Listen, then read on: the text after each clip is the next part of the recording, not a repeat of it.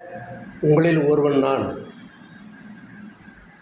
ஏடிஎம்கேவுக்கு வெற்றி வாய்ப்பு பிரகாசமாக உள்ளது.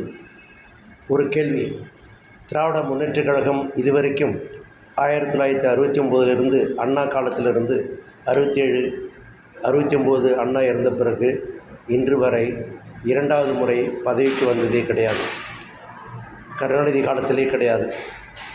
ஏனென்றால் அவர் 5 வருடம் ஆண்ட பிறகு முன்ன கலர் டிவி சொன்னாங்க, 2 ஏக்கர் நிலங்கன்னு சொன்னாங்க. கருணாநிதி காலத்தில் ரொம்ப மோசமாக தோற்றாங்க.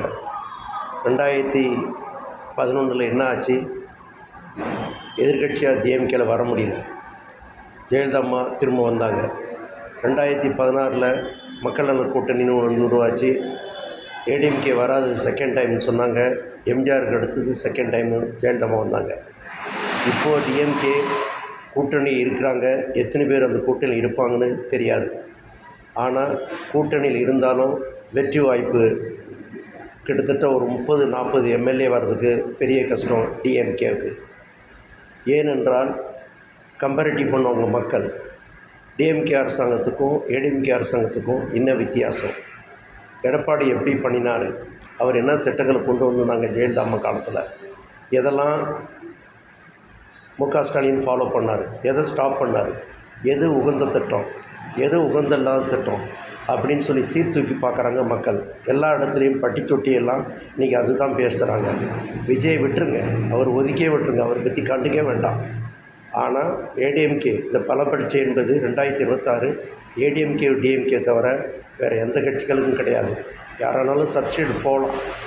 ஏடிஎம்கே அலைன்ஸ், டிஎம்கே அலைன்ஸ் ரெண்டையும் அது விடுங்க. டிஎம்கே தனியாக வர சொல்லுங்கள், ஏடிஎம்கே தனியாக சொல்லுங்கள். நீங்கள் எடப்பாடி தான் செய்யும். அது டிஎம்கேவுக்கு ஸ்டாலினுக்கு அந்த தில் இருக்கா? இருக்காது. அதெல்லாம் செய்ய மாட்டாங்க. ஏன்னா அவங்களுக்கு தோல் மேலே சவாரி செய்தே பழக்கம்.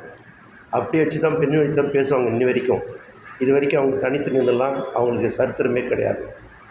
அதை தான் இப்போது விஜய் வந்ததுனால இன்னும் கமலஹாசன் 2021 ஓட்டு பிரித்த மாதிரி விஜய் பிரிப்பார், தான் வந்துடலாம் 200 தொகுதி அப்படின்னு டிஎம்கே கனவு காண்றாங்க. இது வாய்ப்பே கிடையாது. அதுக்கு தகுந்த மாதிரி ஒரு சில பெருச்சாளிகள் சொல்லக்கூடிய துரோகிகள் சகனிகள்லாம் ஏடிஎம்கேல கலகலைஞ்சாங்க. யார்? செங்கோட்டையன். இனிமேல் யாரும் ஒன்றும் பண்ண முடியாது.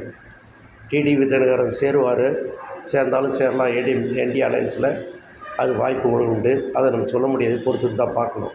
ஏனென்று சொல்லேனென்றால் ஏடிஎம்கேவுக்கு தான் களம் இருக்கிறது, டிஎம்கே கிடையாது. விஜய் ஒதுக்கப்பட்ட கேஸ் மாதிரி இந்த ஆண்டில் முடியும். நன்றி, வணக்கம்.